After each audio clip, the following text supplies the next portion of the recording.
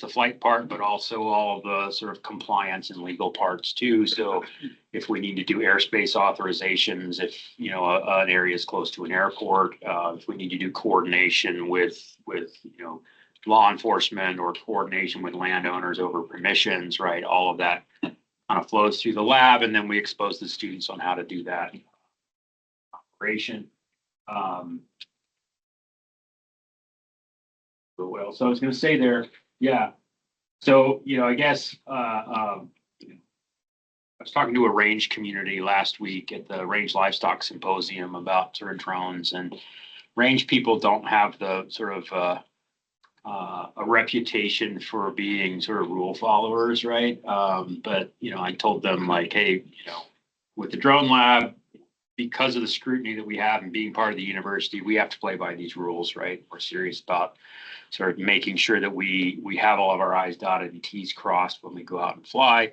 Certainly in coordination with landowners, it's always best to have a conversation before there's a problem rather than like after there's a problem, right? So that kind of communication is really important for us too.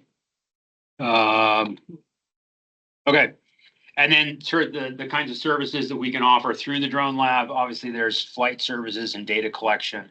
So it could be LiDAR, it could be different types of imagery, either like RGB color sort of imagery with say one of these drones, the DJI drones, or with one of the higher quality sort of color cameras that we have for the free fly.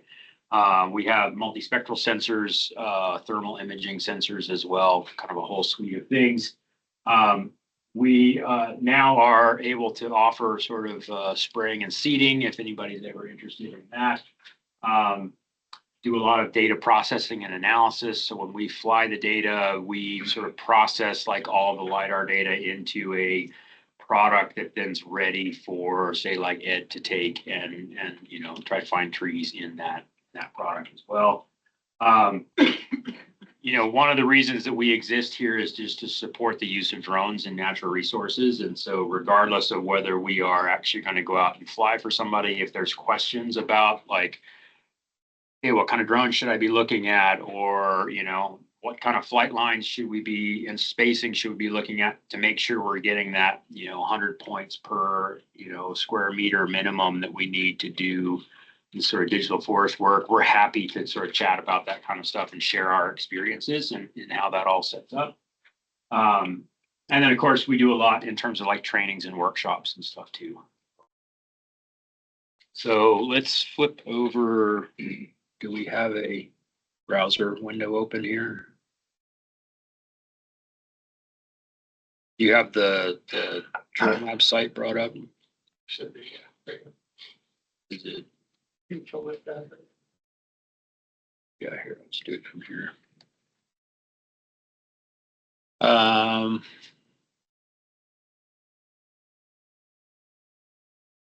So our website is uidronelab.org. It'll take you to the, let's just sort of go to the home page here so you can kind of see what that looks like. A little bit of kind of about the lab. If you're interested in talking to us about doing flights or something like that, there's sort of forms or links to forms that you can fill out here as well. Some information on projects and learning resources. A lot of the tutorials and exercises we do in our classes for labs, they're all posted here on the website. So one of the things that Bruce kind of and I have been talking about, and he wanted me to sort of bring up, and this seems kind of sales pitchy to me, which is not something I'm used to doing and dealing with, but if there's interest in collecting LiDAR data, we're available to sort of help with that. And because of how we are situated within the university and our access to student pilots and providing that training, we can provide that sort of that data collection service for a really reasonable rate. Okay, so Bruce and I kind of created this drone collection for small landowners idea here that we're kind of rolling out, and yeah, the idea is that basically it's a just sort of standard rate for data collection services, right? So there's a mobilization fee, which is just for us to get a project set up, to get our approvals in place, to make, do airspace checks, that sort of stuff that we need to do. And then it would cover like the sort of data processing on the back end. And then it's $1 an acre for LiDAR data products. And that would be products that would then be able to be segmented into trees at that point. So it would be at least 100 points per square meter. I think we're looking more towards like 150 or even 200 points per square meter. One of the things that Ed said this morning, in the different grades of LiDAR, right? Whether it's aerial, piloted sort of aircraft, UAV, the different things. If we want higher density LiDAR data with the drone, we just fly it slower. Okay, or we fly with closer spacing, right? So as a tool for collecting data, this gives us a whole lot more flexibility about what the final product looks like, right? It may take us longer to actually do it, but within some general sort of constraints, we have a lot of control over like what we actually get on the back end of this too. So yeah, the mobilization fee, $1 an acre. That's a 50-acre minimum. So if you want me to go fly an acre, we're happy to go do that. It's still going to be $50, right? So and then we can do add-ons. If you want, high quality like color imagery, right? Then that it's actually a second flight, right? So we have to like pull the LiDAR off, put the sort of new camera on, and then refly that mission again to get the color imagery. Multispectral, same thing, right? Like we got to refly that with the multispectral imagery. So with the Ouster, the new sort of Ouster sensor that we'll have, it actually has a nice quality color camera built into the LiDAR unit as well. So we'd be able to do like a cheaper sort of color like imagery add-on with that one. Normally we wouldn't process that data separately. We use it to colorize the LiDAR data, but we don't like process it into an orthomosaic. So there'd be just a slight upcharge if we wanted to process orthomosaics.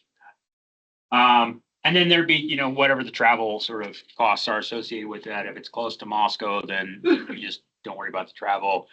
Otherwise, it's just based off of the sort of one-way travel time from Moscow to get to the site. So, if you want us to go across the country to fly, I mean, we're happy to do that, I guess, if you're happy to pay the travel.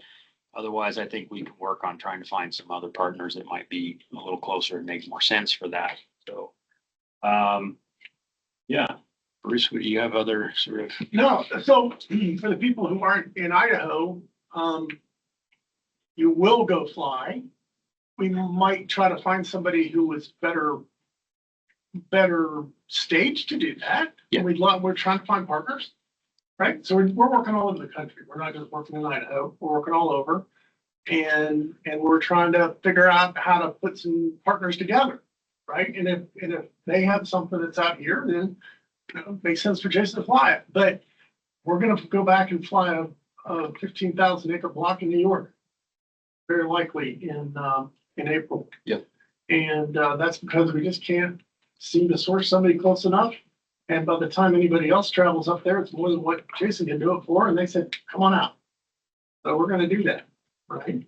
So so that kind of stuff. And we try to make the rates really simple. So we don't have it up here yet, but the travel is basically going to be based on the federal travel rate. So 67 cents a mile or whatever it is. And just how many hours are you from Moscow? And we're just going to divide it in and kind of take a normal day and divide it in, and that's what we're going to charge, right? And then if it's over 500 acres, then we're going to have to spend the night. Just it's too big. So we'll be up, I don't know, $180, whatever works out to be. We're just going to wrap that into the acres. So if you go over another 500 acre chunk, we think it's 500 right now, could end up being 400. Then there'll be a overnight fee. But that's just for somebody to spend the night. We're trying to make it cheap. So just for example, 100-acre property, reasonable terrain, fairly intense. How long did that take to do? to actually fly that Yeah, 100 actually acres. do the flying set that get there set up. Yeah, so I mean, like, honestly, the getting there and setting up is the longest part of it, right? So once we're there, setting up the base station, trying everything out, you're looking like an hour or so before we're probably even flying. 100 acres, if it's, like I said, reasonable terrain, good accessibility, good visibility, that's like 2 flights, maybe 3 flights or 3 sets of batteries on the drone. So we're looking another hour-ish for the flight time there, and then pack up and go at that point. 100 acres, so, go ahead. You do it in half a day. Half a day. Easily, Exactly. yeah. So Jason and I have been up and down you can't imagine how much time it's been. We've taken something that the university's normal approach to costing a project is so complicated that you couldn't follow. Okay? It's ridiculous. And so Jason and I sat down and worked through all the same numbers and collapsed it until we finally came up with something that, look, here's the flat rate to mobilize that. We just know it costs about that much money. And here's about how much it is to fly. We can do it in 100 acres, we can do it in half a day if it's an hour drive of Moscow. And if it's within a 2-hour drive of Moscow, then you're probably looking at a bit more than that, probably a 6-hour project. And if it's 4 hours, then you've got an 8-hour drive turn. That one's gonna start to get sticky on overnight and all that, but we've got a generic way to come at it, and look, the fact is some of these projects will never be made. Just don't, but we think on average, we can make enough to keep the doors open on the drone line. We're trying to build the market, because right now, you guys are not priced anything like this. I'm gonna give you a couple of dates. There's a Well, bit of a reality check for While you. you're doing that, I think too, like on the travel side, right? If we could sort of tandem up like several projects in one area, then there's certainly, some accommodations that we can make on the travel side, right? So I was talking to a guy over in Portland who was trying to fire up a business to do this. Okay? Drone about like that, LiDAR about like that, and they're looking at $2,000 a day. Plus travel. Include travel. That's an $80,000 package right Yeah. there. Yeah. Drone's 30 grand. The LiDAR was 50. Actually, the software is more on top of that. It's about 110 all in and everything. Yeah. So we call it 100, but it's a lot of money. It's not something you get with a box of Cracker Jacks. And then what's the lifespan of that? We plan on 5 years for that. Okay, so now you know how much you're gonna. You get $20,000 a year. Yeah. And that's an outside cost. Yeah. Okay. All right. So I talked to this guy, right? He went to one of our meetings. And I said, "What do you think about charging?" He's like, "Well, $2,000 a day. Good luck with that. Because then we can afford it. You're gonna find here's who can afford it. Utilities, regulated. The government, because they're suckers. That's it. Those are the same thing. Yeah. And so I said, I'm not trying to throw cold water on it. I'm just telling you, that's a lot of money. Maybe $1,000. Maybe. If you're super productive, you get 750 acres a day and you get 1,000, maybe somebody can afford it. Maybe a deep-pocketed company has got more cash flow. But your casual person, small business, there's no chance.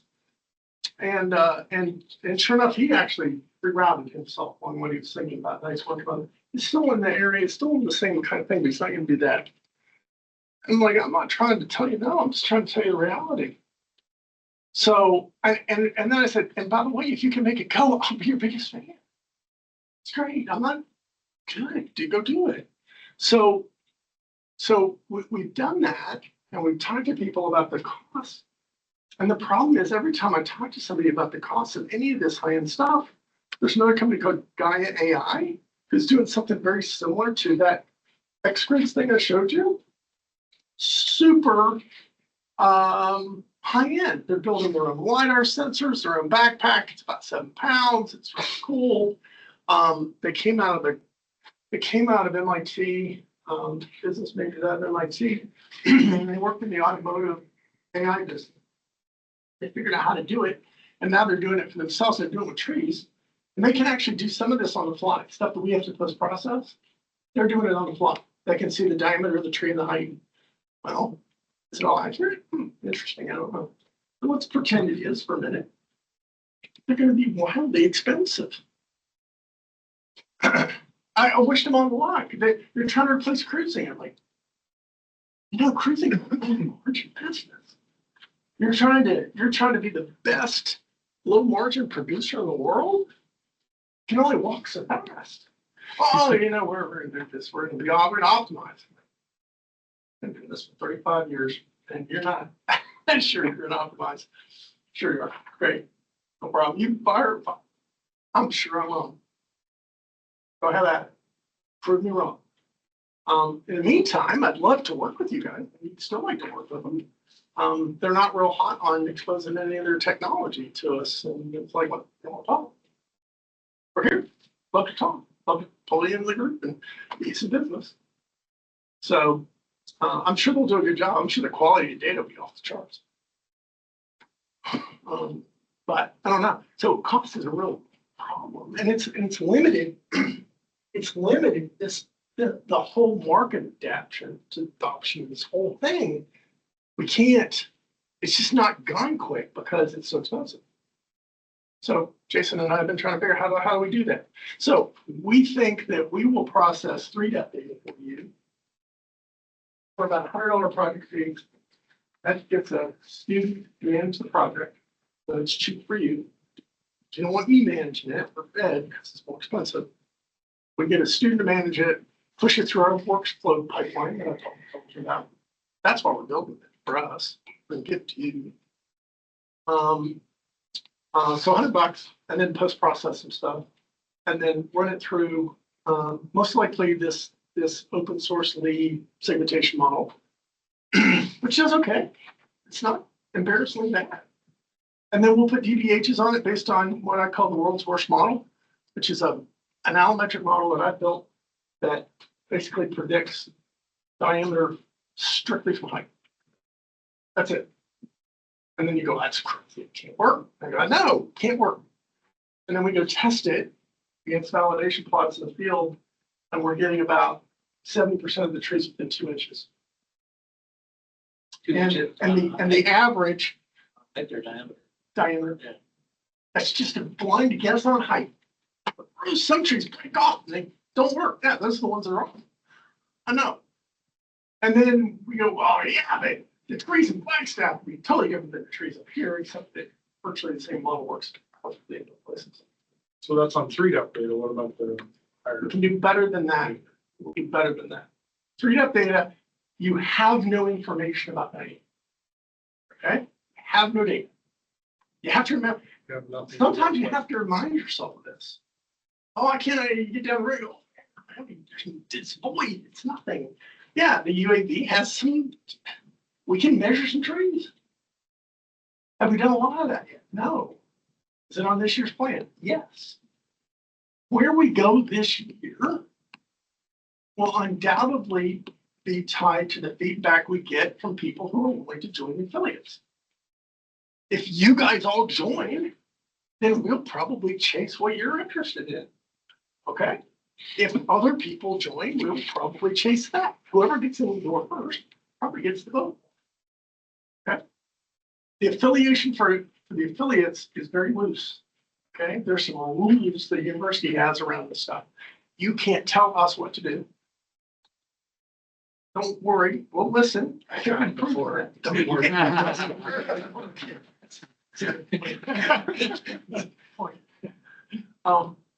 So you can't tell us what to do, and we can't give you a deliverable. But we have a lab that can. And our lab, that's what it's for, contracts. You want us to do something for you? Fine, we'll put it to the lab. No problem. Here's how much it'll cost. Here's when we'll do it. We'll do it. We'd love to get some projects to the lab. But I'd rather get people working together. And our goal here is not to make money. Our goal here is to get a functional group that can do something that no other co-op in this country really has been able to pull off. And one of them is to get people who own land and people who manage that, and people who provide services for that in the same room at the same time to talk to partners. Okay, and applied stuff. Okay, so that's how it's kind of different. Left off much marketing. I'm happy to talk about it. Boring. Any more stuff on the drone stuff? I mean, it's a great relationship that we got, right? And we figured out how to make it readable. How much does it cost? Here it is. Yeah, Bruce is absolutely right that there are normal, like, sort of rate structure and stuff that the university gives us is like complex, you know, it's like hourly for this, hourly for that kind of thing. And then when we started to sit down and actually look at projects that we have done and what they've ended up costing, then it actually comes basically right out to, you know, a modest setup fee and $1 an acre is basically what we end up. Yeah. Like, yeah. And where have we done it? So prove that you can do it. Yep, we did. Yeah. We did a 3,500 acre ranch in Montana, 5 hours from here. In the rain, with other things that are a problem, short days, bad, all late fall.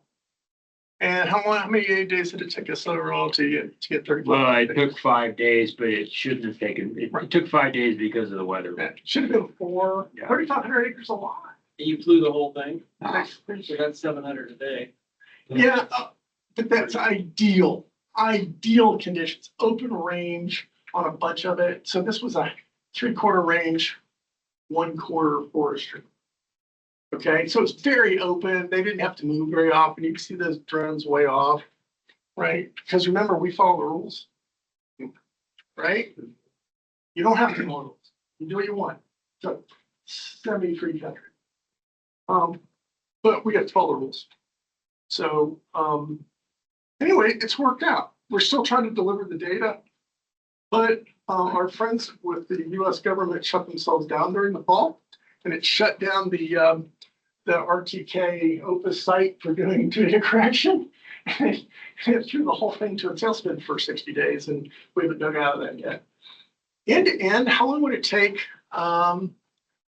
Scheduling obviously is just scheduling to try to get you on the docket. But to get you flown, if it's within a reasonable distance of Moscow, if it's within 4 hours of Moscow, it's probably a day project unless it's a short day. And how long to process that afterwards? If you were sensitive to time, you can probably run that 3 weeks. The fact is, it only takes a couple of days. But if you really needed it tomorrow, we could do it quicker. If you weren't as worried about it, just wanted it the next couple of months, that's great. We'll work with you. We haven't done that yet. We're working on it. 3 weeks to deliver trees. Yeah, deliver trees. Yeah. Yeah, deliver trees. We can deliver the the data. data products faster, right? It takes us a couple of days to basically run that.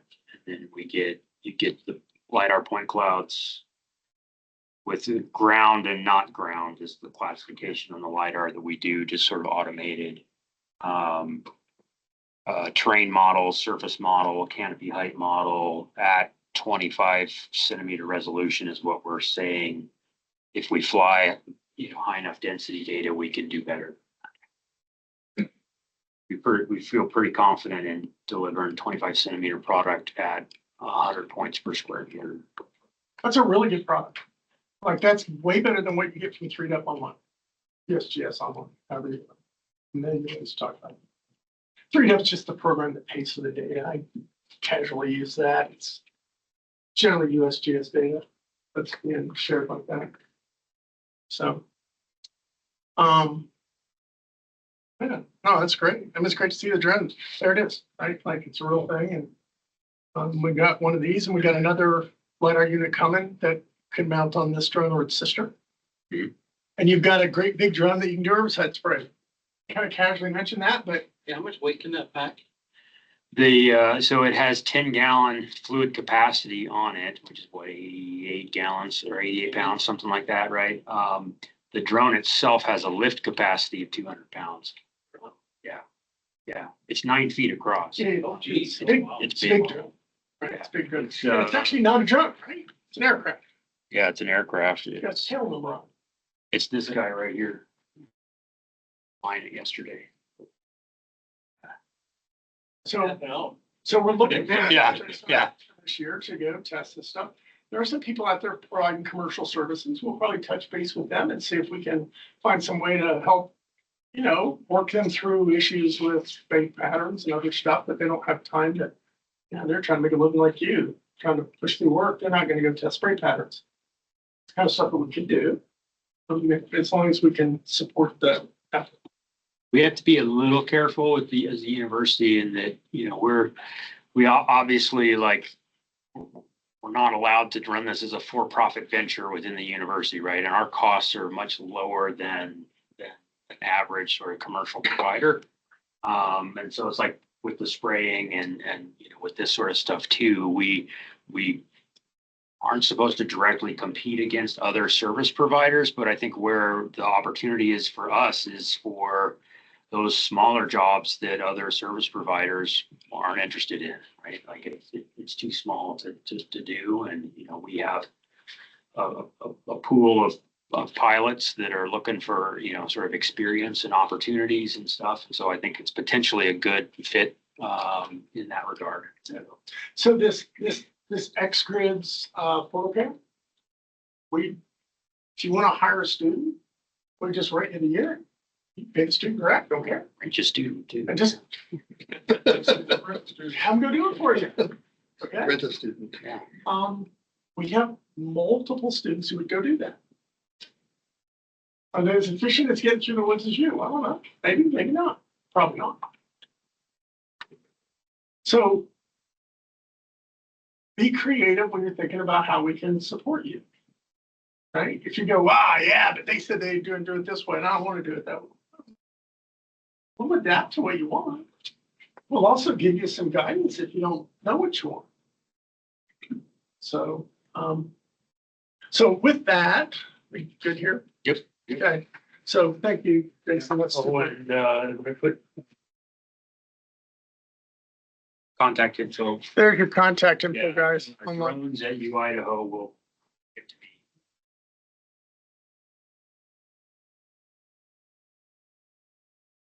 Okay. All right. So here we go. We're gonna let me make sure I didn't miss a slide. You want me to get that on or? In a minute. Yeah. Yes, is the answer. Talked about the tools. We did all that. Good. All right. Okay. So now here's an opportunity for you, especially the ones online who haven't said peep yet. You leave now if you can. Okay, Dave. So we want to get some feedback. So there's a form online. And Mark's gonna probably eventually overshare this, right? I'll share here. Yeah. And if you can take a picture of that with your phone, a QR code, this is a live feedback thing. So it's not gonna be much, but it'll give us a conversation to start, okay? And it'll give the online community a way to interact here because I know it's hard to talk, but feel free. And then that'll kick off a discussion about where we talk about this afternoon.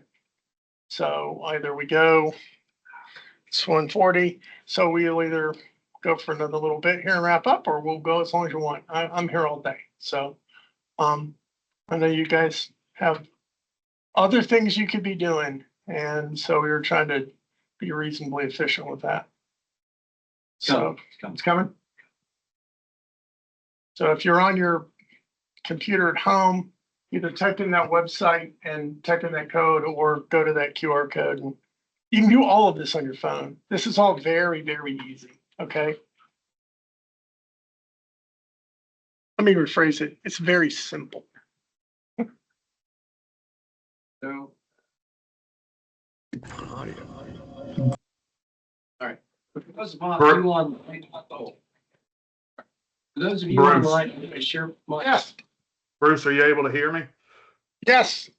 This is Reed with GeoJob. I was invited to this meeting by some of the Mississippi foresters. We've been working with the Forestry Commission here in Mississippi to do some very similar research. And I just would like to say, excellent work. This is some really, really good stuff that you're doing here, and I'm very impressed. This might have been covered. I had to drop for the first part of that drone segment. Unfortunately, I am the UAV department head for GeoJob, so my focus is UAV, digital twin, LiDAR, all these things you've been discussing. My question is on the sensor specifically. You mentioned that yellow scan LiDAR that you were running on for the overhead there, and I'm interested specifically in how that sensor is oriented on the drone. Are you running a strictly nadir orientation, or are you running that sensor oblique at all?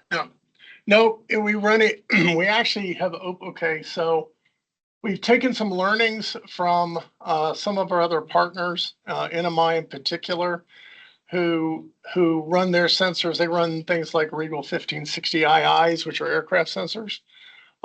They run those out to about 65 degrees, right? So half and half either way.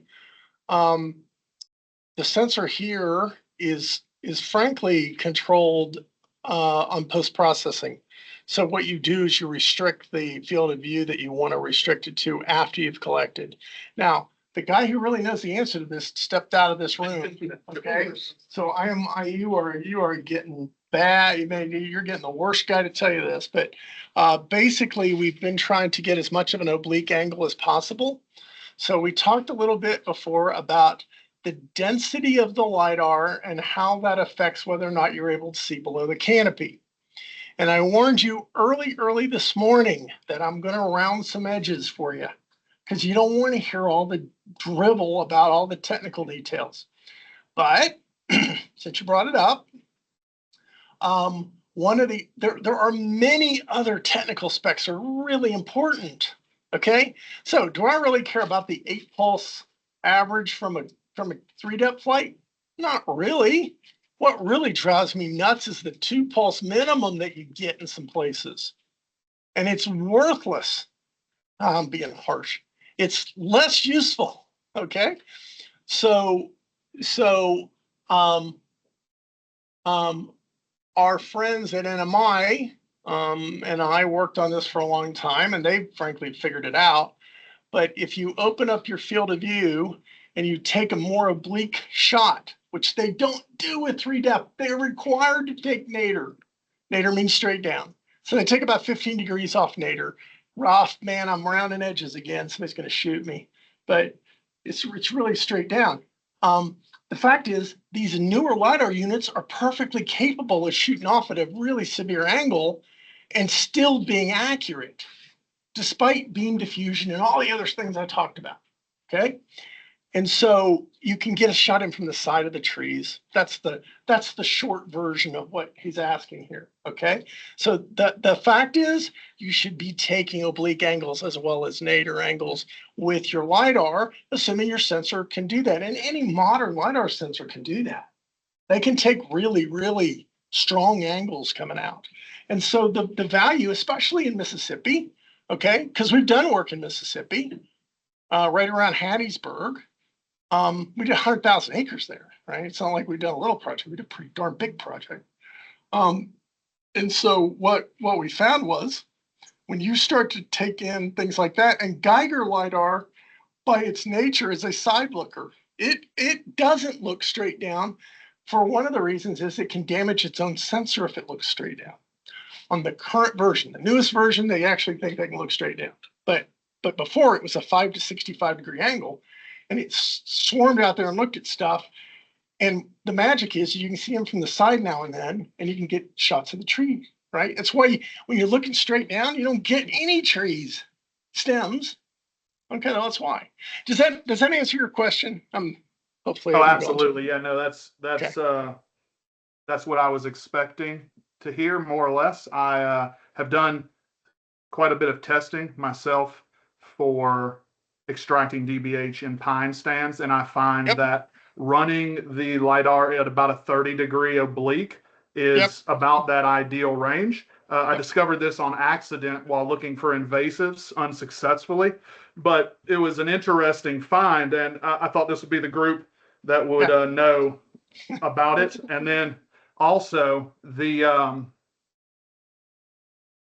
being able to segment is huge. I don't know. I may have missed the part about the software. I know you mentioned an open model, which is awesome. But we've had great success with the Green Valley software suite. I don't know if you're using any of their products at all, but really good segmentation and modeling for that DBH extraction. Yeah, so there are multiple commercial packages available. Okay, Green Valley being one, LiDAR 360 being one, a couple of others. They're all fairly expensive, and they have an annual fee. All right, and so when we checked on LiDAR 360, which is an equivalent package to Green Valley, it was going to be close to $5,000 a year for us. And we might scratch up $5,000 one year, but to do that on year over year over year, it's very expensive for us. Because remember, we're not doing billable projects for the most part. That's really a problem for us. Okay. Now, if we have somebody that wants to sponsor that, we buy them in a second. Okay. Meantime, we've been using mostly open source due to that, but it's not that we're not willing to. So we actually tested LiDAR 360 and we put it up against a piece of software out of Northern Arizona called Spanner. And Spanner's a bottom-up builder, just like LiDAR 360. And in fact, we think Spanner does a better job than LiDAR 360 for a number of reasons. Let's not throw rocks at them. It does a pretty good job. Their software is very subject to getting erroneous DBHs if there's a limb.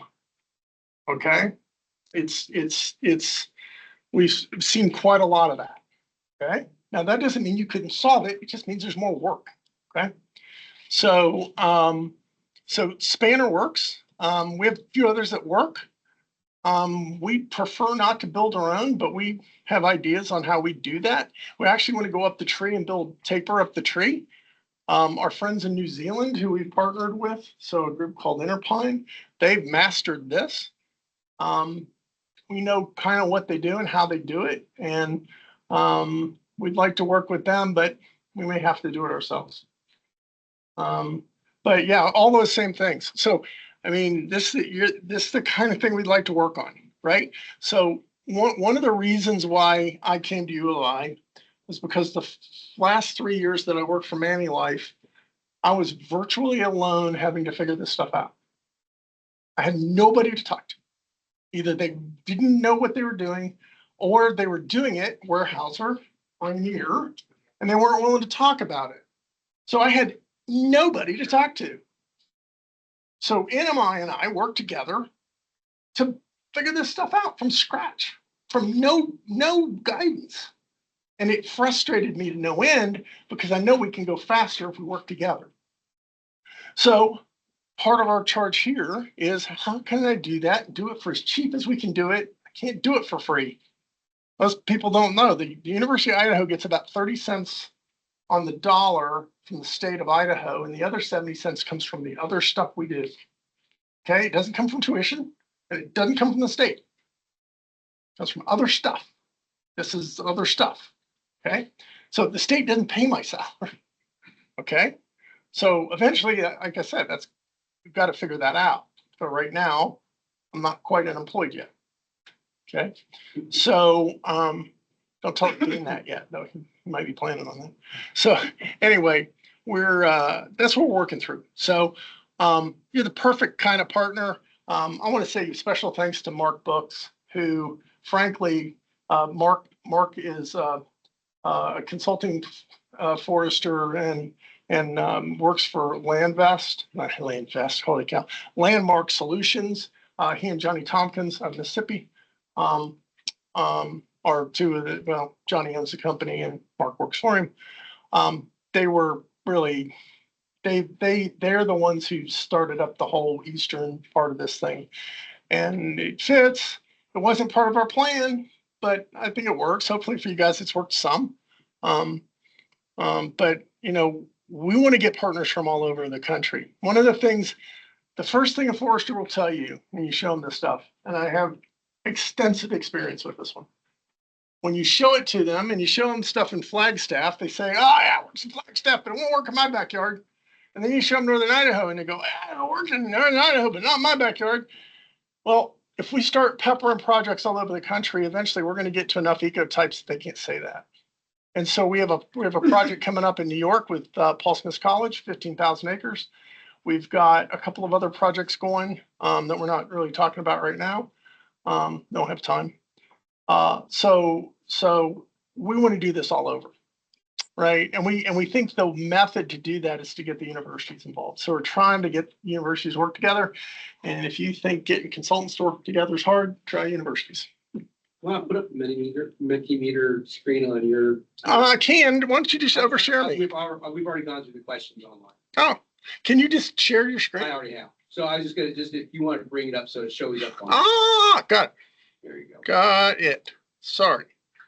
Let's see. Where is it? Here it is.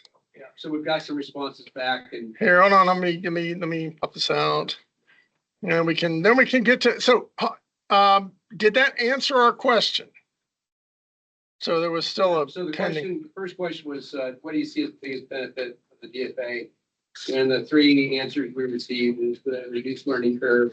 Networking was, I think someone put that in a couple times, or we had a couple answers to that. All right. So it's good. We take anything else. We want your feedback. We're looking for where can we do better? Where can we enhance what makes it valuable to you? Right. So I would agree with all those. That's good, because that would be the three tough things that I would have put on my list.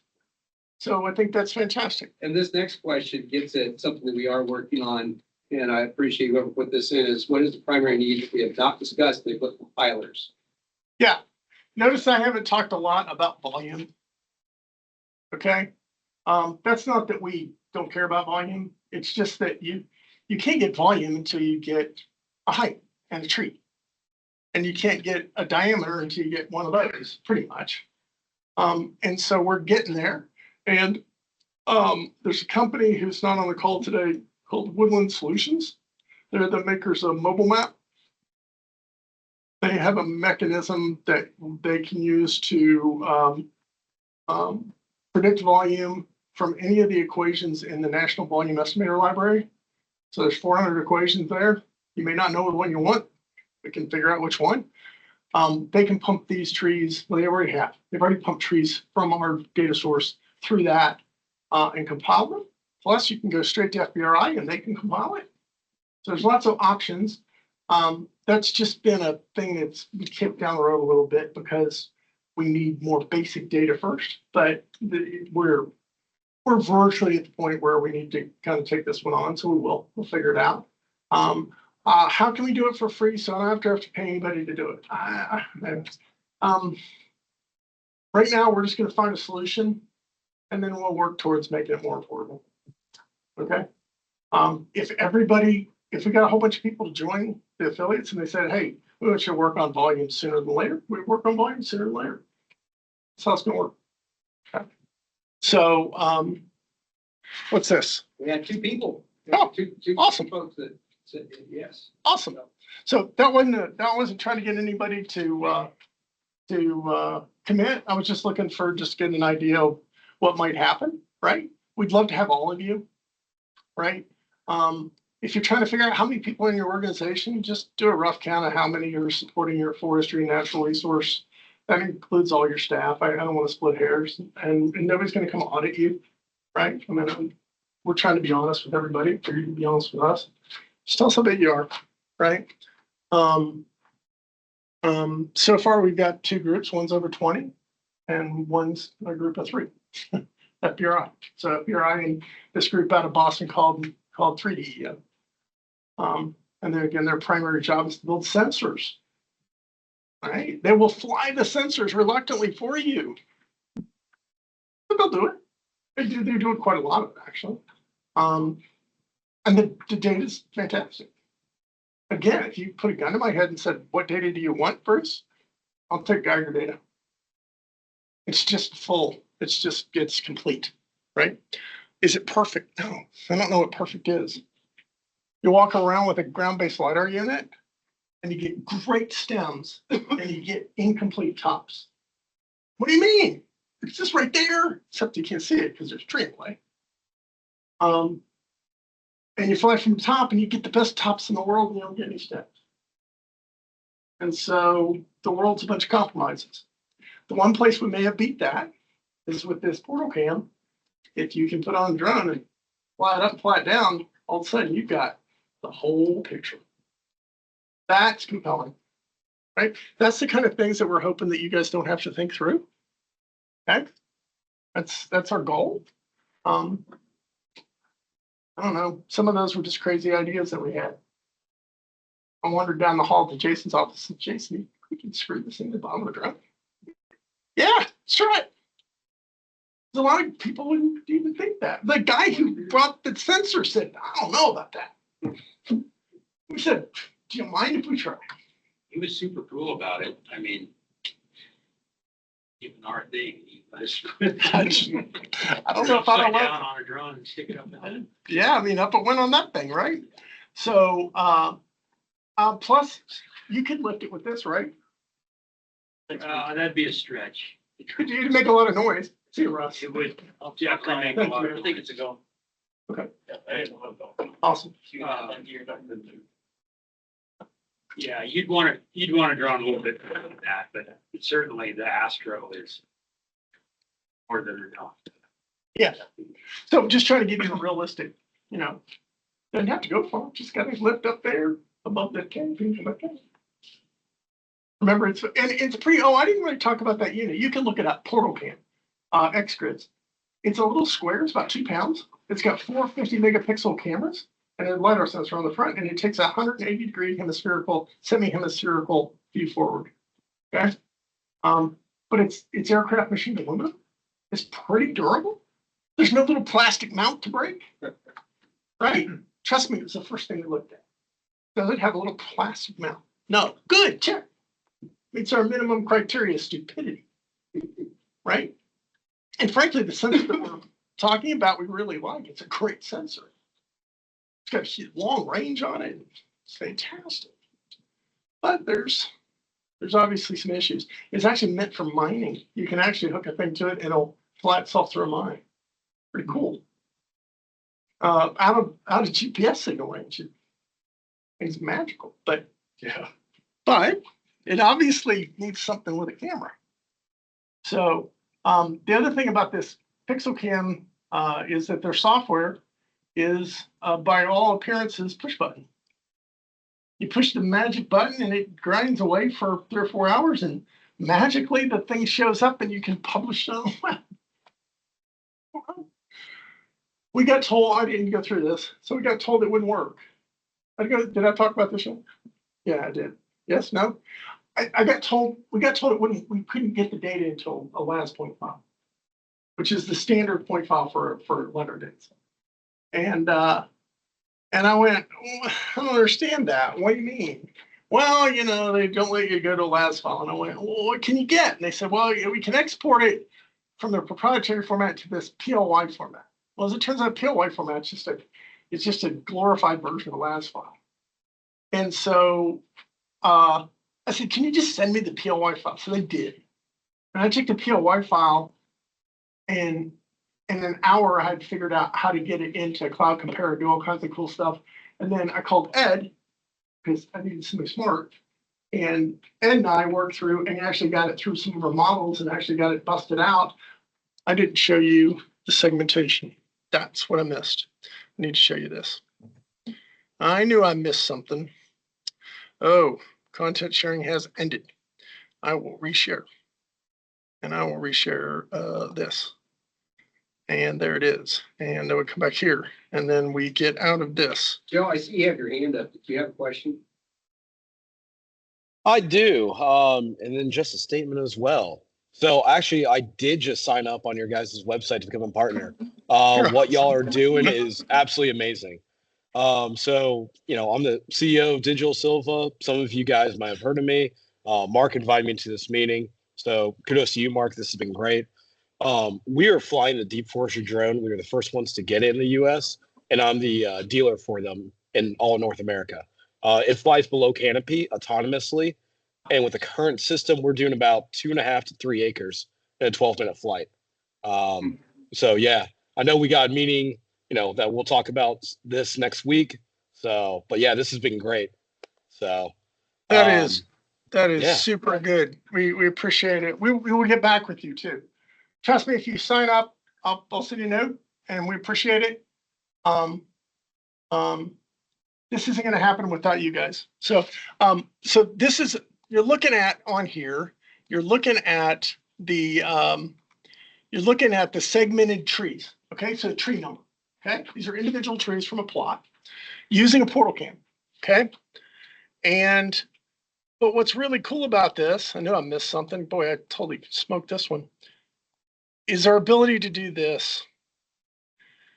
Now, this is an advanced model.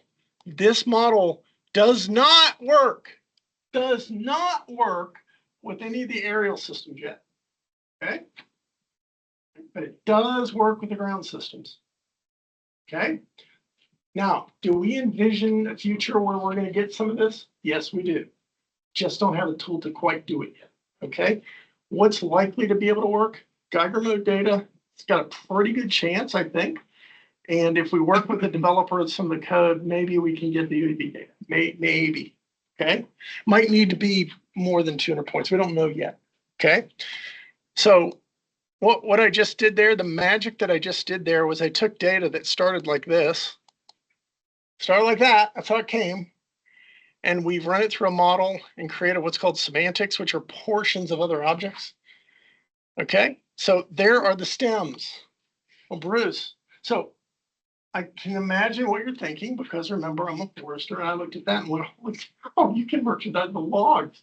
Holy, you can get the taper. Like, you can get not the average taper for the region. You can get the taper off the damn trees. We are working on that actively. Ed is working on that. Okay. Okay. So we can get this. Now, remember, I hate when other people do this, so I'm going to be really careful. This is from the highest level of LiDAR you can possibly get, ground-based, plot-based sources. Okay. Now, does that mean you couldn't go scan 10 acres? No, I'm just telling you there's some headaches involved in that, but you can do it. Can you do 100 acres? I'm not going to do it. Can you do 1,000 acres? Yeah, the Forest Service did it. Okay. Is this off of the, This is Flagstaff. grids, or was this? Yes, next grids. This is a portal cam. So Yeah. Kevin, this was off of a $5,000. This is off a $5,000 unit. I mean, it's crazy. If Right. it collects all that data, who's gonna process it? I mean, Well, so we can process it for you. It's fairly cheap. It would be, that's gonna be a lot of data. it is a ton of data. Yeah, we don't get scared. We don't get scared by terabytes of data anymore. We move terabytes of data all the time. I'm not saying we like to, we know how. Okay. So there's the stem. There are the branches that were detected by the algorithm. Okay. Now these are branches. Now they're just called class 3 or 4, whatever, 4. It doesn't say what it is, but it's obviously things that are larger or dead branches. Okay. Detectable single branches. Okay. Frankly, pretty good. I mean, it's pretty good. That's shockingly good. And there's the foliage. Notice the forester-centric colors there for figuring that out, right? It's not always, when you're working with non-foresters, sometimes they don't always get that. I want you to notice the tops of the trees. You notice how the tops of the trees are sparse? Okay, this is Flagstaff. We didn't fly it on a drone there. That all came later. So we didn't have enough time to run our plot. Remember, this is brand new. We think that the plot that we ran, where Jason ran the drone up and down, is going to be full featured top plot. Okay. What do we want to use this for? We want to use this to train the model to find better trees for us. The models that we're using are trained in Norway on a small fragment of stuff in North America. So we think we can do much better. Notice I haven't been trying to sell that piece, but we think we can do a lot better. But remember earlier I was talked about snake oil? I like to avoid that where I can. Okay, so I'm trying not to sell you snake oil. We can do this with the portal can. We're convinced we can do this. We can make it easier and we can build a tool and do the other stuff. By the way, it works in Mississippi and it works in Virginia and it's going to work in hardwoods in New England. And if you know anything about LiDAR, one of the things you never see people do is deal with hardwoods. They are impossible. Okay, it's very difficult.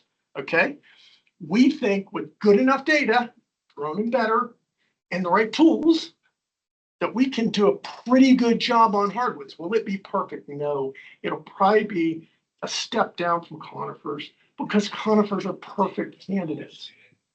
Okay. So he must be talking to somebody else. So anyway, there you go. That's called a semantic. It's just a piece, right? It's just a piece of something else. So not only, and by the way, I can also tell you, pretty sure I have this done.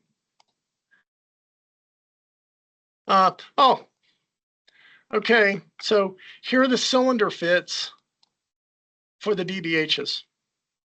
And the radius is in meters. So just think about that in centimeters, okay? And it's radius, so you can figure it out. Double it, that's diameter.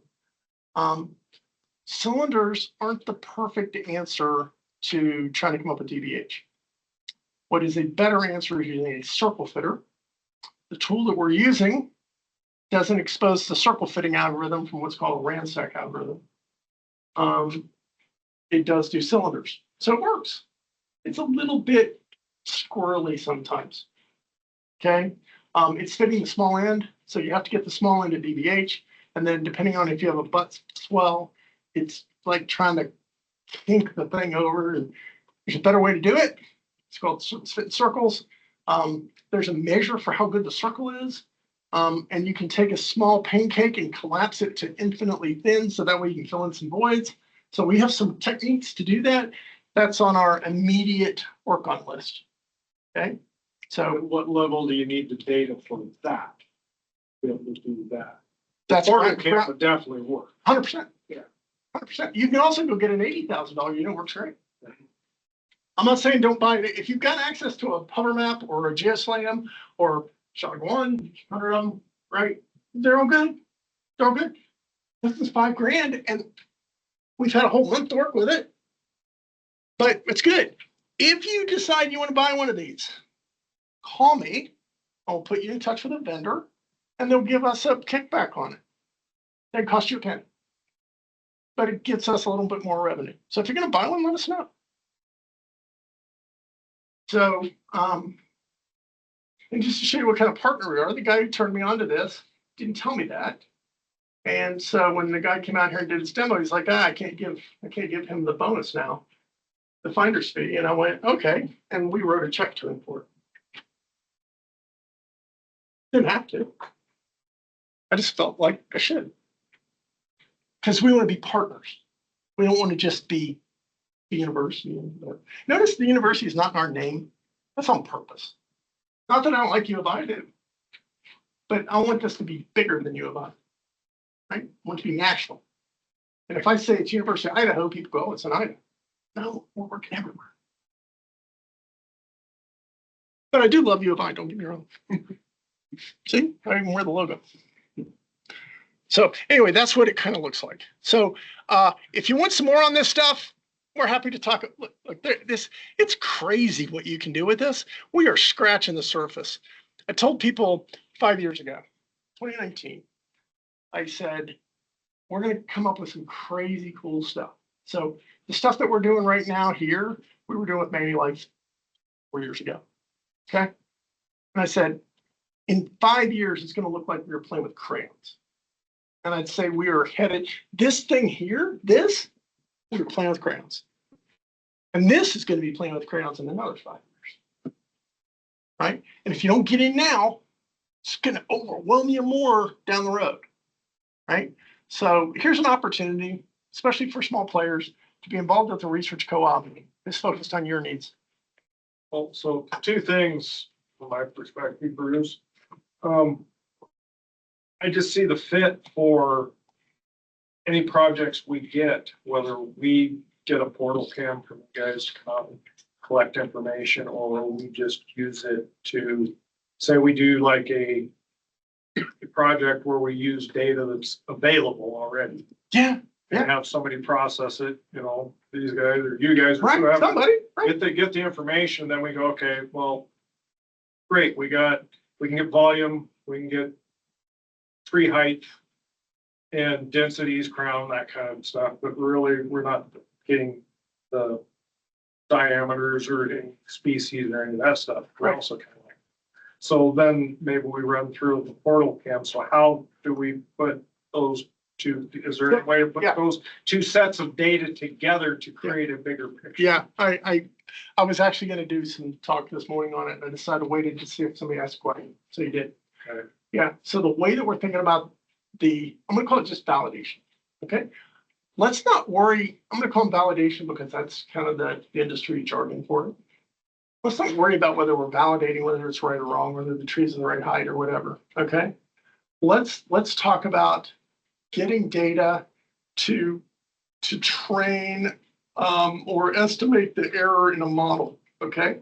So I told you, I wrote the world's worst DBH estimator, okay? It's the worst one you'll ever find.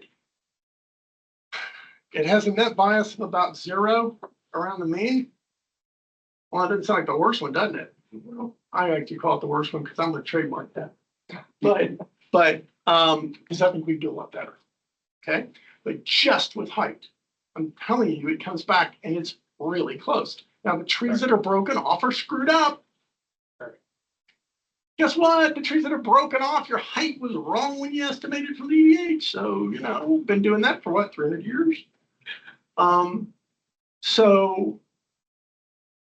So the DBH estimation we can make right now, and I'm quite confident that we just tweak some number. We've got experience in Southern Pines, and we get numbers that are effectively in the, I'm going to round off a half an inch to zero bias, and 60 to 70% of all the stems within 2 inches of measure. That's ridiculous. Now, there's a handful that are off. In our Southern Pine data set, we had 132 plots, and we were off by 7 inches on a few trees. I guarantee you that those are broken top trees. Okay, but I didn't screen for that. I just applied it at a very coarse level. Okay, we found the same general stats for northern Idaho, mixed conifer forest, and in Flagstaff in a basically pure ponderous pine stand. Okay, so we can estimate diameters. We can do that. I have no doubt. We might need to tune it a little bit. How do we bring validation in? Well, one of the things, remember I told the story about sending students out to go do plots, and it took 3 of them and all of that. And we think that we're going to, as soon as we get this portal cam in here, we're going to take a student, we're going to send them out there by themselves, maybe 2, and because they need to hold hands or whatever. And we're going to have them scan, that plot, not measure tree, not put it in a plot center, just walk around. Okay? And we're going to test some different protocols to see what's efficient and what works. And they're going to bring the data back, and we're going to bring that in, and we're going to digitally disassemble that plot and come up with real numbers. We've already measured every one of those plots. So now we'll be able to compare that to what we measured from the ground. And by the way, we've also measured that with the students from the fall inventory class, and we've actually measured all of those plots about 30 times. And would you believe that all 30 measurements are different? No, they are sophomores who've never touched a clinometer or a compass or D-tape in their life, and it is shocking what they come back with, but they're learning. So that's what we're going to do first. We're going to go out there and do that. We'll be able to tell you that. What we see is going out, and instead of spending a whole bunch of time measuring trees and stem mapping trees and doing all the other nonsense, we just go scan them. Will we occasionally find some blip of something? Of course we will. Guess what? When you go out and cruise, every now and then you translate data wrong. Okay? right? They're called transcription errors. I've done plenty. So that's what we're going to try to do. And what we'd like to do is say, if you went out there and got 10 plots, and maybe you don't need 10, the plot's a means to an end. The tree's the sample unit. So we don't care about plot strip because we're not expanding it. So you can just do a transect. We don't know how that'll work yet.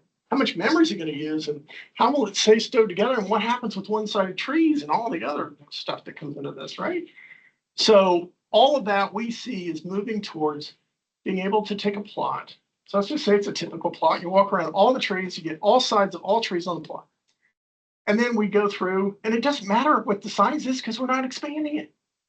And we take those trees and we use those and say, first thing is we want to get the DBH about right. Let's see if we can get a non-biased DBH from based on that sample. Okay, we should be able to do that. How many plots do you need? I don't know, 4 or 5. Probably gets you plenty. Then what we're going to do is we're going to start taking those data, and you saw me pull these individual trees out. Now we can take those trees and those points, and we make what's called a PLY file out of those, and we can feed that back to the model as training and say, this was a tree, this was a tree, this was a tree, this is not a tree, this is not a tree. The next phase of that's the world we're working in. The next phase of this is what Gaia AI is working on, which is they're using extremely advanced AI models from the car industry that don't require training.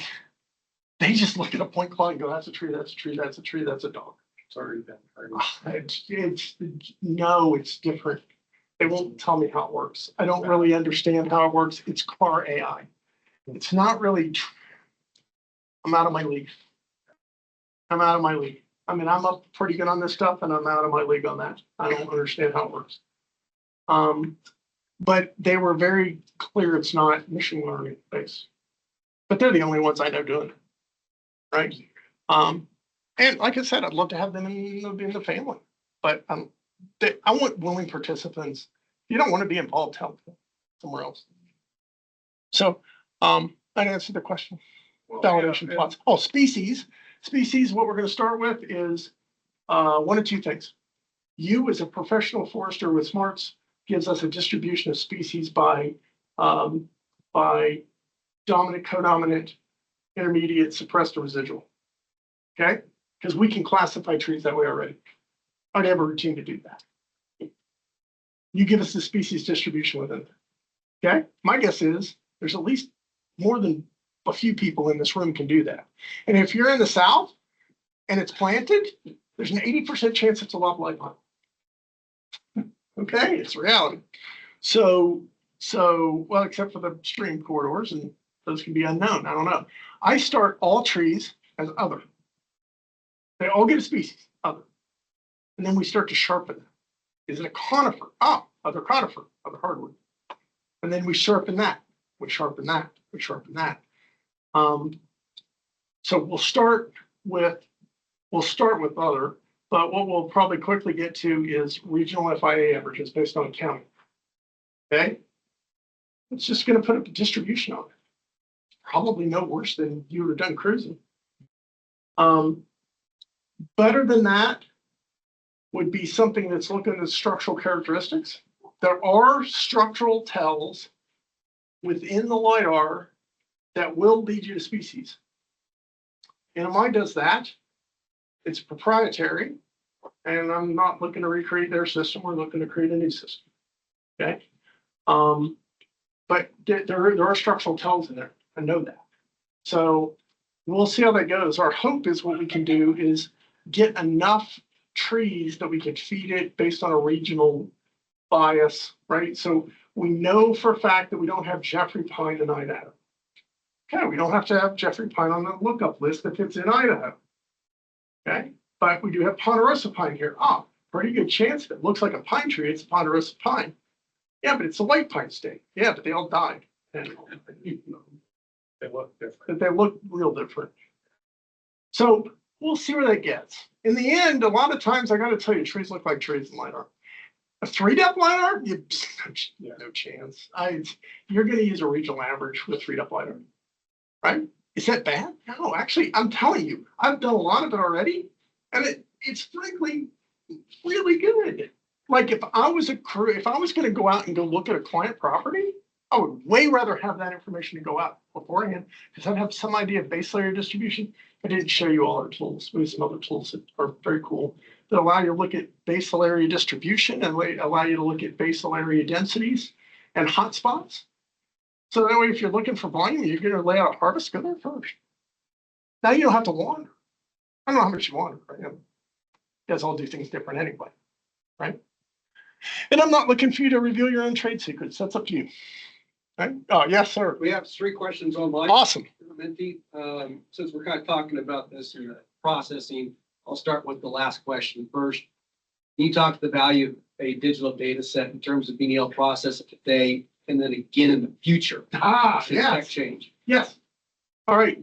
So, at the risk of being too biased, FBRI is probably the leader in the concept of doing 2-point height estimations and taking those and putting those on a growth curve. Okay. So to make this simple, site index is based on height growth on the tree. Okay. And that height growth can be distilled down from a LiDAR data set that had 2 points in time. Okay, that's 2 points. And so now you can get the height differential. And the height differential by itself doesn't tell you about the site index. But what does tell you about the site index is you take those 2 points and you put them on a graph and you take the slope of the line that is tied to a specific site index. Because the slope of the line on almost all site index curves, I know you guys think that they're all this nice, smooth, rounded off everything. They're not. The bottom's rounded and it goes through this very linear portion from about, I'm going to use my own opinion on this. I learned all of this from Jamarni, who was FBRI's founder. From about 10 feet to about 70 feet, it's nearly linear. Okay. And that took me a long time to buy into that because I didn't listen to Jim. I had my own set ideas and went, nah, I know better. And then he finally convinced me and I went, how did I miss that? It's very linear. And then it rounds off. But that's at the top end, the old and the young. We can influence the young with silviculture. And the old's virtually impossible. Even if you manage, you're still not going to do much of it. So the slope of that line can define site index in your vocabulary. Like a site index 80 Doug fir 50 year. That slope of that line can tie directly to that mathematically. FBRI does this. Okay, we can do this. All right. We are working towards that. They are doing it. You need 2 points in time. It's a little tricky getting 2 points in time. And we're working on that too, because you've got these floating data errors between 2 data sets. Actually, I think we've figured out some ways to do this. Okay. I know Dan Opelak has. I'm pretty sure I have. We may fuse those things. They may keep it themselves. I don't know. We're actually having them do some of that for us because we don't have the time right now. So they're actually doing something. Got a contract with them to do something. So we're trying to do that. So 2 points in time is the next level of all of this. Okay. But in order to get 2 points in time, you got to have 1 point in time. So we're focused on getting a really good 1 point in time. And trust me, we're thinking about it.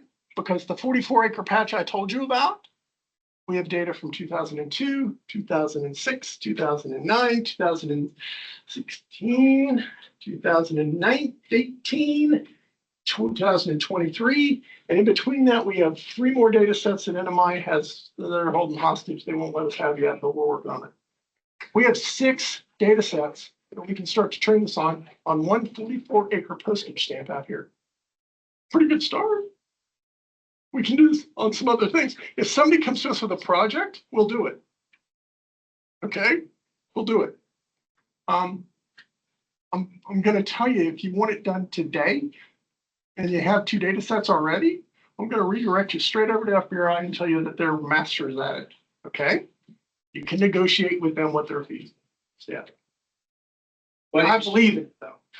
And in short, the value of stacking digital data sets cannot be understated. No, we actually think that's where the promise is. Productivity, we think productivity is where the promise is. Volume, yeah, okay, fine. Wildlife stuff, fish stuff, sure. Productivity, it's always been elusive. Always. I call it the ohm index. That's where somebody goes out. So habitat types, you know what habitat types are? You go out on the ground and you stand and go, I think snowberry was here, but it's not here now because the sheep ate it. So I don't know whether it's really here, but I think it was here. So therefore, this is a site, this is a snowberry. Okay, well, how do I know, how do I calibrate the model for snowberry exactly? I'm not throwing rocks at habitat type or Al Stage. He's far smarter than me. But I can get my head around a site index 80. I know what that means. I know what it looks like. I know what it smells like. I know how to measure it. So absolutely. 2-point stuff, next on the hit list, right? But 2-point is just another data set. You do one, then you do the other. Okay, then we got to build some tools to interact with them. Well, what about 3-point? Yep, you can totally do it. And what about 6 points? God, we haven't done it yet. We haven't processed it yet. Right? Well, where I see it from on a kind of biometrics perspective, you start stacking repeat measures over time on an individual tree basis, where we've said this is a tree, this is the species that is located here. You're talking about being able to develop individual tree growth and yield models at a tree basis. None of this. What national forest are you next to, and what's your region, and what's your major habitat type that has been cut over about 5,000 times since Adam. So there's going to be, the future is bright is where this is going. And actually on that kind of point, but from a GIS perspective, another question was, can all of us work together to get Esri to improve how LAS files are visualized in ArcGIS? Oh boy, now you've hit, okay, so I'm an Esri bigot, okay? I've been using Esri products since 1989. Esri's ability to interact with LAS files is atrocious. I don't believe we had an Esri rep on today, but the Esri product manager for Drone to Map was supposed to be on the flight today, Cody Finkelman. I'm going to meet with him later, and I'm going to make a pitch to Jack about this stuff. I've been holding off until I felt like I had a better feel for where we're headed.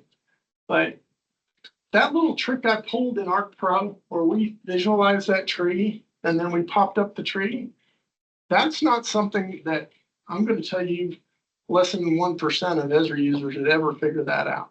That is really a neat trick. And that took Ed building the Java tool behind the scenes and me knowing how to hook that into Arc Pro. And if that combination hadn't hit at this particular point in time, we wouldn't have gotten that. I want to show them that it's not hard. It's really not hard. But Esri's ability to deal with LAS point files are just atrocious. It's just primitive. Nothing I showed you today was an ARC point file. And it doesn't have to be that way. The problem is the way Esri does development is everything has to get upvoted. You have to get online and I get upvoted, and you get enough upvotes and then they go work on it. And I don't think that's the way to lead a product segment. But I don't have to make payroll either. So I can say all at once, hot air. But I'm going to send something in. We are going to have the ear of Esri. Mark Books, who's on this phone call, is the president of the Esri Forestry Group. So that's his volunteer position, by the way. And he's the founder of the Esri Forestry Group. And so we have some conduits in. Esri's a hard group to get to respond. I mean, I've worked with Esri for a long time. I know a lot of the senior staff down there, right? I can make phone calls. That did me good. I've already made one. And he went, it's going to get killed. I'm like, I don't want to waste my time. I'd rather spend it with you guys. But we are going to try to get Esri's attention on this for forestry. natural resources. As I tell, Jason, range is nothing but really little trees. I mean, they want to be trees, they just can't. They just can't get there. So we're looking kind of at a holistic approach to this. We're not just isolating trees. We talked about trees, because we're foresters. But truthfully, I want to get the range stuff included. And Ben's at lunch today and I were talking, and he went, really where I could use this is with riparian rules in Washington, and I get it. And you know what? No reason why we can't do some of that. We just got to have enough energy and know that people want to do it. Okay. Because I don't want to just wander. We have very limited resources. Me, who now I'm going to have to spend half my time babysitting this group. So now I've gone from doing a lot of technical work to doing not a lot of technical work.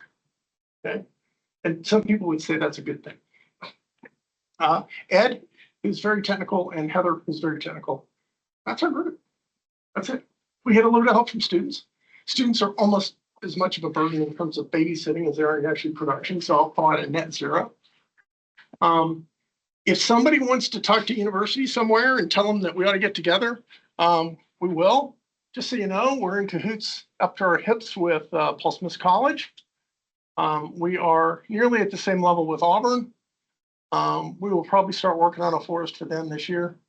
And we've had pretty good conversations with Duke. They've got a great forest. They've got a 100-year-old research forest there that's really cool. That covers kind of that ecotype. We've talked to OSU. Probably get in the door there eventually. They're a little harder to work through the administration on. NAU doesn't have their own forest, so there's been a little slow there, but they do have an area that they can use. We'd love to get NAU involved. They have the best open source diameter estimation segmenter going. And we've been talking to the guy who wrote that, and he's super psyched that we're working on it and really excited about what we're doing here. Okay. By the way, we ran those trees through that segmenter and we have answers, but we haven't looked at it. Just didn't have time. That was last week. So, so we're looking for partners. We're trying to get the universities to cooperate. We're trying to do this in an open way. What we really want to do is have each of the universities have their own demonstration forest that the affiliates could share and look at. So that way you could look at a real thing. Okay. We'll eventually here pretty quick have a demonstration thing that you can look at. That's more than little polygons. Okay. Yeah, it'd be a little bit more. On that note, Bruce, Ryan, I don't know if you can maybe unmute and ask your question. You had something on some issues importing asphalt from the consortium. Yep, was just trying to do that as we spoke. I've tried once before with no luck. I don't know if it's a licensing issue or for my level of Arc Pro or what, but yeah, went to the consortium, downloaded the files and geotiffs, and they come up and or the LAS files, and just can't find a way to upload them, import them into Arc Pro. So when you say the consortium, are you talking about data from USGS? Yeah, the Idaho. Yeah, exactly. Idaho consortium. Oh, got it. Yeah. Number one, Arc Pro doesn't deal with LAS files.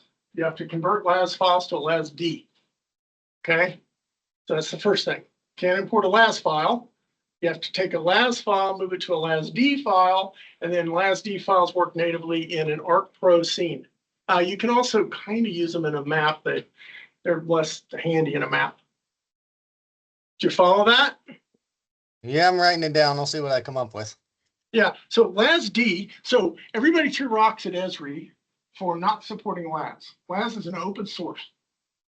One of the nasty little things about the LAS file structure is that there are very few required components to it. One of the really nasty things about that is that the geographic spatial information, projection ID, datum meets 50 other little tiny who cares criteria. It drives how it interacts with Esri. And it's not required in a LAS file. And even when it's in the LAS file, sometimes it's scrambled eggs.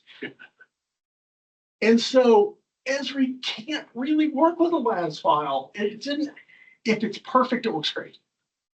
If it's not perfect, which is most of the time that we find, then you've got to go do a lot of work to get it to work. And what Esri did is Esri forces it into this LAS-D, which is basically their version of a LAS file that one is compressed and two is built with the spatial information already glued to it. So Esri knows that when they open it up, it's got to have spatial information. Lots of people online hate Esri for doing that. I understand why. I'm not saying I love it, but I understand why. So LAS-D files, and it's in the toolbox, and you can convert to LAS-D. And if you have a LAS file, and the consortium file should mostly follow that. Just for the people who aren't in Idaho, there's an Idaho LiDAR consortium that keeps track of this stuff too. It's kind of the equivalent of USGS National Data Map stuff, but it's Idaho centric. Okay. That stuff, you can get it in. If you can't, give us a call, we'll help you out. Mark just posted a nice how-to step by step. There you go. Yeah, so Mark's a great source for Esri stuff, guys. So again, Mark Books is he's an Esri Riz from way back too, and he's got lots of connections inside of Esri as well. So great contact. Well, I think it's good just illustrating the networking that we can do within this type of group. And it kind of segues into the last question we had on Menti, and it said, could you cast a vision of the possible business opportunities for those here, given there are likely several different categories of what each of us offer? Wow, that's not open. So yeah. So one, I'd love to see it where you had at least a primitive digital forest based on publicly available LiDAR for all your clients. Maybe in one library, maybe you share it with your client, maybe you don't, maybe you just use it yourself. You could print, remember, you can print all of that stuff to a GeoPDF, works fine in Avenza. Some subtleties to that, but it basically works. There's some other things. You can export that and open it up in Onyx. So I know a lot of people use Onyx. You can open it in Onyx and add it. There's another one, there's another program floating around out there that's escaping me at the moment that you can also do the same thing in. Similar kind of thing. That'd be one, right? You had resources available to track your clients and their data. Does that mean you'd run a volume report and hand it to them raw out of there? No. No. You might. That's up to you. But it would at least give you the ability to visualize the data with your client. You can show them a map, you can show them the trees, you can show them the density, you can show them some stuff that maybe makes more sense to them. Maybe you don't show the same thing to every client. I can tell you this. When I started showing pictures of this stuff to my mother, who's 96, and as non-technical as any human being on the planet, she understood the value of it. And she was able to make it work. Not in ARC Pro. Not ARC Pro. In our primitive little tool. And our little primitive tool, we actually have some way bigger ideas for that. That was our first cut at that. And if we got a little bit of funds and weren't worried about paying bills tomorrow, then we would jump on that harder. So that would be, so there's one thing is getting data for your clients. Okay. The second one to me would be getting a pipeline built that allows us or FBRI or NMI or whoever to provide you data for the next client. Notice I haven't said you develop your own data for yourself. If you want to and you have time and skills, we will help you. But I cannot recommend that. I lived that nightmare for 1.5 million acres. It's hard. So that would be kind of the next one. And then having some data available that's like what I've got up on the screen, that allows you to explain some more stuff to your clients. Like things like, well, you know, when we cut trees, we're going to go through and we're going to thin out some of these trees. I can't do it on this one, unfortunately. But we can say, you know, if we just distill this down and say, there's what your trees look like. And you see this tree right here, this one, it's part of another tree. There's not much volume in that. We don't get any money for that, but we do get money for the other tree. And we're gonna cut that tree, because if we cut that tree, then we can grow another tree in its place that's got a single tree in a single form, and it's less prone to disease and less prone to fire, blah, blah, blah, blah, blah. You get the idea. You can break this down, and being able to show this on the screen is not hard. Anybody in this room can do this, okay? Truthfully, if you told us you wanted to do this at some reasonable level, if it gets too big, it gets busy. But at a small level, plot or something that accommodates an acre maybe, right? We can put the trees, these aren't random locations for trees. This is where they are in space. This is actually where these trees are, okay? So these weren't randomized. This is where they are, and you could say, here we can, if we thin them out, this is what it look like. And here's kind of what it look like.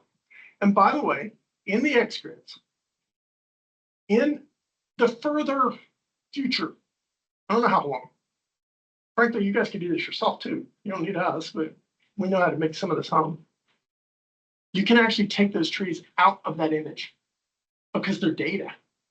So you can drop them out. I want to take them out with a bunch of ours. We can, okay, Without the logger in it. we have, I don't want to hang any ribbon to do it. we have I mean, an operations group here straightforward. in the UIF and Ryer Becker and Rob Keefe who are doing just that. We have 2 simulators, Tiger Cat, I think Tiger Cat, and they simulate. It's a feller, and you cut the tree. We can put this data in there. We can put the X grids data in there, and then you can cut that tree with the controller. You're sitting in the damn thing, and it's like you're driving the thing, right? We can do that. Now that's more CGI magic. That I'm more about. Let's quantify the data so that we can get some value out of it for the client and for you guys. And I gotta tell you, I'm less focused on the whiz bang stuff, but the ribbonless layout, absolutely. Absolutely. We can do it. And I'll mention, I was talking with Robert Hickman with the BLM last week. And one of the things that they always have to do is they have a public face they have to provide to the public in regards to what is these silviculture treatments that we're proposing to do on public lands, what is it gonna look like after we're done? It's just, we could say, this is what we're gonna do, and then they can say, well, it's gonna look horrible, or it's gonna affect my view shed, or it's gonna do this, or it's gonna do that. And some of this digital technology I see as a way of presenting, you can do it before and after. Yeah. And the public will be able to see what that is like. If we get the BLM of the Forest Service or a state agency in a room and we're talking to them, the conversation is different than what we talk to you. Right? I gotta say, there's pieces of it that I'm not super anxious to go at. The whole CGI thing it's really cool. You can't miss, but does it add an ounce of value? I don't know. But we'd help out if they want to pay us to do it. We'll help them out because it helps us pay some bills to frankly help guys like you. Okay. So, that's a good question. No, that was, hopefully that's a good answer. Any more questions? No, that was it on Mentee, and then I mentioned anybody else. Mentee. Any question on time? Well, the only other thing I was thinking, Bruce, is, I mean, there's a lot of information here, and I'm still not totally clear on just, I'd like to see maybe on your GIA site, just an example, here's how the process works. Have 40 acres, you select it, show us where it's at. Here's, you go here to get your data, or you go, you guys to get the data, or you guys to get the data. Okay. And here's what happens to it then. And then here's what some products you are. Then after you get that, then you can go do this with it and do these processes or things. I think that would be super helpful if people would picture that. From just a simplification standpoint. And I think Russ mentioned, he kind of echoed that comment. We were visiting over lunch and, kind of where we started was, we've got the NIPF landowners north of the Salmon. Yeah. West of 40 acres, man. West of the ski town. Oh, And Follow up on that line. I think it's a great idea to have enable and empower consultants to be able to work with you guys. The startup cost to go do a 40-acre flight seems extremely manageable. Or if you're in Idaho, go to NMI. Yeah, sure, that too. And then the way I understand it is like Bruce can facilitate the processing of that data. And then from there, it can come to an organization like me or like Northwest Management, maybe U of I still, I don't know for sure. And then we can take that and essentially we'll have a tree list from that. Somebody will, and they can put that into a software package of some kind that'll provide you with a volume estimate by species, by stand, and then at that point, granted, we've kind of discussed that species are an estimate at that point, right? Diameters are an estimate, but it's quantifiable data. Whereas if previous to that, we're relying on walkthroughs and things like that, you can't average work, right? So now we've got numbers, we can create averages, we can get, the full, what I would see is the desirable stand metrics. And then from there, that's what you would present to a landowner and hopefully at a reduced cost and from, trying to sell them one, you walk it out there and put in 20 plots, something like that. That's how I Yeah, I mean, see we'll do that. how it would work. Okay, so we can do that. So what we're thinking about, what's bouncing around my head. So just in case, I think we've thought of that, I sent off a note to Mark Correo at NMI before I walked down here and said, can we get the 44 acres from Pinestia from your product so that we can demo it to other people? I don't know if they'll do it or not. It's their companies. I don't know. Not affiliated at the moment. You never know tomorrow what's going to happen, but we're going to try to do that. If not, we'll use our own 44 acres. It seems as good as any. And then we can say, here's kind of what we see you can do. The problem is everybody's gonna do a little different. Ben's gonna do it different, you're gonna do it different, they're gonna do it. So we can draw some ideas and then. Well, and every client you have is gonna want something. Absolutely. Some of them are wildlife focused, some are fire focused, some are this focused. Let me try to really create the idea too. So my new neighbor who doesn't live in this house across from me in Pullman, his daughter goes to school and they bought it for her apparently, at least short term. He has a company that specializes in structure protection during wildfires. And so they get paid by the insurance company. And if you're on the insurance company's docket and they say, go protect that house, he dispatches a crew and they go protect your house. Imagine taking that X-Scrooge unit, walking around that house and knowing before you go to that house, where the trees are, where the branches are, where the problems are, where all the stuff is, how far is the tree from the house? Will the tree hit the house if they fell the tree? All those 100 things that you otherwise are stressed about going to a fire or incoming fire, right? We could potentially get them ahead on some of those things. I haven't been able to contact him yet, but I looked at his business model and went, oh, that's pretty cool. And then I found this X-Grids thing, and then over the Christmas, I went, oh, there might be a connection there, okay? Maybe a connection with you guys too. We could scan your house and your structures, and we can give you a fire plan. I don't know. I'm thinking for you. I'm not going to provide that. We're not going to provide it, okay? We really don't want to touch landowners, okay? Yeah. Number one, we want to facilitate landowners getting in the game through you guys. We don't want to do it. And by the way, that's not just Idaho, that's wherever you guys are, I don't care where you are. I contend that trees are plants and plants pretty much behave the same everywhere in the world. Right. And so that's kind of how I think about it. And I think from a digital standpoint, it's even worse or better or whatever you want to think. Anyway, there's that. Any more questions? Ask them now or we'll release you from confinement. Hopefully you got something out of this. We know that you spent a day with us. We really appreciate it. Whether you're affiliated or not makes no difference. We treat everybody kind of the same anyway, but we will treat affiliates with a little bit more. You get some access to some more stuff direct. If nothing else, then advice. Mark, anything else? Nope, that's it. If you want, Mark said that he would be kind enough to lick envelopes and stamps and mail it to each of you.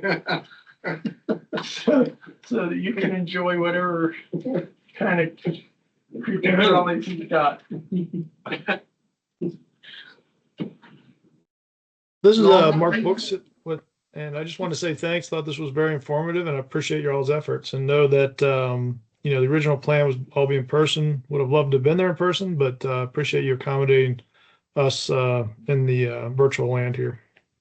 Good. Hopefully it worked for you. Yeah, absolutely. We're new to this room. I am. It's the first time I've ever walked in here. We'll endeavor to come back down here and do a little trial run, but actually it wasn't too bad once we got going. Yeah, technology's great when it works. It's great. And it It works. works, man. You got it. All right. Thanks again, Mark, for rallying so many people east of the Mississippi. Absolutely, man. Okay, well, we'll probably call it then. I will send out an email follow-up that will have several of the links in there that you won't have to scan the QR code and just click on them. And they'll work. I'll test them and make sure they work without being logged in. And on a computer, way better than your phone, way better. You guys are gonna think of another 100 things, I guarantee it. I've sort of restricted what we're working on right now. Okay, we've had a lot, we end up on lots of rabbit holes, okay? And I've tried to restrict what we're working on to get some stuff done. Because you can completely drift on this thing and lose focus on what you're doing. We're trying to finish some stuff off. And when we do, then we're gonna pick up some new things. When we pick up the new things, it'll fill in some little holes that you're talking about, thinking about. One of the things that we talked about is extracting roads and streams from the water and from the LiDAR data. Not an easy thing, as it turns out. Not so simple. The streams are much simpler, but roads, not as simple. You go out there and look in the literature, there's a handful of papers, but it's not like it's rotten with them. And approaches that pretty skilled GIS and I go, wow, that's complicated. So we'll see. I don't know, but it's totally possible. I see people do it. NMI does it. They put a fleet of people on figuring out how to do that, and they're not telling anybody how they did it, nor would I. So again, you've heard me say it 50 times. I'll say it again. Go buy your trees from them. Go buy your road. By the way, they give you the roads and the streams for your area. If it's not your land, they require permission from the landowner. They will not sell you your neighbor's trees. Okay? Or at least not direct. Okay? So you, as a manager for a client, you just need to get a letter that says I'm the client manager and I'm allowed to do this. Okay? They'll sell you the trees. And I told Mark I was going to tell you that. FBI can also do some of this stuff. They're fledgling into it, but they're frankly further along. They're probably about the same way where we are, kind of. Go to them first. Go to NMI first. Come to us. Reluctantly come to us, but we'll help. Don't be shy. Okay? Anywhere in the country. Don't care where. Doesn't matter. It's all the same to us. We sit in Moscow either way. So along that line, if we were to get well, like you were just saying, you're gonna give us this data set that's been compiled and worked with. So we're gonna get the report of what we have. But that data also needs to go with the client to also do some visual modeling for them. We get that kind of data with something like that we can do that with and say their system. We don't have that readily available. So did you say digital modeling? Yeah, You mean like with the trees that spin and turn and Yeah, stuff like that? that kind of stuff. Potentially at some point, if this were to say happen today, I would say Bruce needs to help with that right now, because we don't have, well, this is our first meeting. Yeah. But I think eventually that could certainly be a Well, yeah, possibility. because I mean, truthfully, we got a client right now that there's a big project coming up that, and it has had LiDAR data, but it's all very old. It's okay. How old? Yeah, probably 10 years. It's okay. It's probably 8 pulse data. Okay. If it was See, 15 and that years kind of old, questions now I know more what to ask. we can work with less data, less expectations, okay? But what they were able to, what the client was able to provide was not super helpful to us when we're trying to figure out what, that was. Or what, You mean the LiDAR data? yeah. Oh, man, we're experts on that. Yeah, so. Oh, it's a mess. Yeah, and so what we were able to, what they would like to do on this next project essentially is it's a high impact public viewing areas and that kind of stuff. And so they really need to be able to have some of that visual stuff that they can have at public meetings to go, okay, here's what we have, here's what we're going to make it look like. NMI can do it, period. Is it in Idaho? Mhm. I get your data from NMI. It saves you all that. You don't have to have them do the modeling. We can help you with the modeling on the project. If you're reasonable, fee, whatever it is. Right.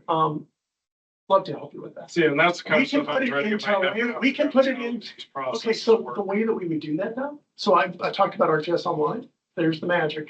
You can put it into a scene in ArcGIS Online and the whole thing rotates and does all kinds of crazy stuff. And you don't have to have a graphics card and you don't have to have an application. Okay, now, gotta have a fair bit of skill to get that published. I know how to do that. Ed knows how to do that. I may have hit the end of the road on that one. Jason probably knows, but that's not his job. We'd love to help with that. FBR is coming up to speed on that stuff. There's some stuff they can do. They can put those trees into a viewer that would look at like an acre at a time. It's really cool. And it actually would put the trees on the right spots and does some really cool stuff, but it's not in context of the landscape. Okay. Again, I'd love to get FBRI some more work to do some of this stuff. We have limited resources, right? If 5 people come to us at once and say we need them, you have to spread out because we have commitments to other projects and we only have 3 people and frankly, not even 3 anymore. Now that I've turned on the engine here, it's 2.5 probably. And that's probably a pipe dream on my part that it's only half time. Probably. See. Yeah, we don't have a lot of backfilling on GIS skills. That's the problem. Ed's got a PhD in GIS. He's very capable, but between him and I, that's pretty much it. On hardcore stuff, light stuff, Heather works, a couple other people come up.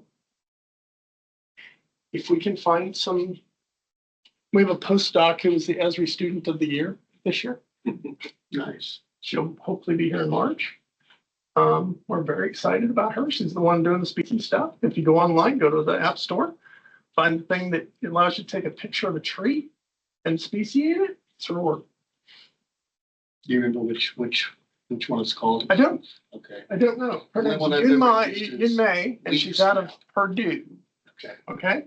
I don't know. I don't remember the name of it. I don't have an iPhone, so I don't test it because it's iPhone centric. Okay. Don't have a thing against iPhones, just not my flavor. So, yeah, it's all good. So anyway, but don't forget the labs here. Really, from a capability standpoint, they're as good as anybody I know to provide that level of service. GeoJoby is on here. They obviously do the same thing. We haven't talked to them much, but I have high hopes that Jason and they talk, right? I mean, we're looking for partners. We're looking to figure out how to do things better. And even if we never do jobs for each other, if we could share some ideas and thoughts and we can get them ahead and they can get us ahead, that sounds like a partnership to me. So anyway, there you go. You guys have a long drive back. Well, some of you anyway. So thank you for coming down. Thank you for entertaining us online. I was going to tell Russ got the gold star for distance travel because he lives in Canada. So He came down from there and, otherwise Ben gets the gold star. So, Where do you live at, Ben? go. Hold So, feel free to ask questions. Feel free to call me, feel free to email me, whatever. I'm always there. And we'll probably avoid what I would like to do, if we could get enough small players to do some kind of a meeting, I think probably January next year, try to keep it out of field season, cornfield season. The problem is in the South, January is field season. Right? So there's no right answer, but I mean, here it's not, decidedly not field season, well, not regular field season anyway. So, we'll try to stay away from that, right? We don't want to eat into that. And you guys can give us some feedback on what we want to do, right? I think one of the things I like to do at a bigger event is, and I didn't say this earlier, every research co-op I've ever been involved with has always been a us to you thing. We talk to you, we talk to you, we talk to you, we talk to you. I really want this to be something where we're talking back and forth and you guys are cross-talking. Right? That's really my hope, is that's where the real value is going to come from. Right? So why do I want to get people who are providing services in the same room that people with resources? Oh, I wonder why. Because no research co-op I've ever been a part of, and I've been a part of almost every large co-op in the country through one of the jobs I used to have. They never happened. You never had that. And so it has frustrated me. And then when we talk about it in the steering committee meeting, we can't let those guys in. They're going to steal our technology. They're going to use it for profit. Go away. I don't care. I want to move me ahead, and to move me ahead means I need help. So this is our attempt to do that. And we'll, like I said, it'll either be successful or I'll be in some state at the mission. So, all right, I'm gonna let you go. There we go. Thank you very much. Appreciate it. Get back to me with feedback. I'll take any feedback, good, bad, and different. Appreciate your guys' efforts. It's, we're excited, and I know from our co-op perspective, just the way that this could start playing into growth and yield and silviculture, huge. Huge. All right, online guys, I'm gonna go. If you're there. Hey, So, yeah, thanks so much. Get hydrated, rest your voice, Yeah. and we'll catch up soon. Thank you. yeah, that sounds good. Thank you very much, guys. Really appreciate you being here. Okay. Yeah, absolutely. Appreciate it. All right. All right. We will eventually talk to you later if I can figure out how to get teams up here, which seems like it's there we go. There's one. See you guys. There's one Cheers. down. There's two down. Oh, there we go. All right, Mark, thank you. Appreciate it, Yep. man. We can Yeah, you're debrief welcome. later. You can give me some Yep. feedback, okay? Sounds good. Bye. All right, man. Talk to you later. Just right.